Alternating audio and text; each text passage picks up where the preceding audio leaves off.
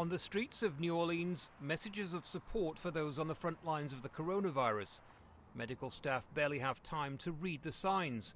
The city is dealing with one of the worst outbreaks of the virus in the US.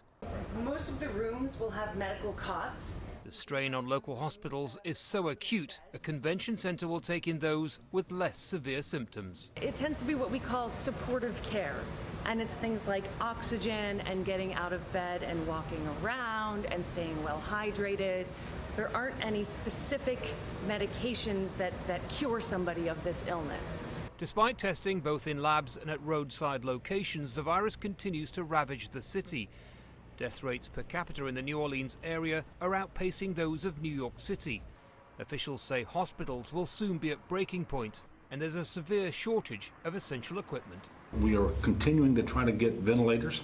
That's going to be the biggest issue in the shortest term. And we've got 150 from the national stockpile. We appreciate that.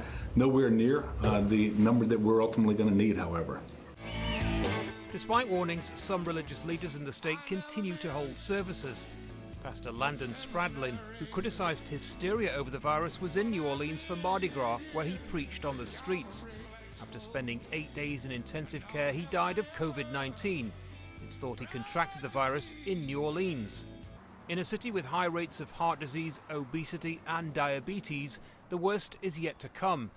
Doctors say they're bracing for hard times in the coming days. The hospital's been slowly filling up, and we're waiting for that point of where we hit the critical mass, and then it's going to be the next phase. We're going to have to try to figure out how to handle that issue. Dr. Labas and his team are doing what they can to get ready for the coming storm. The next few days may prove more challenging than anything New Orleans has faced before. Andy Gallagher, Al Jazeera.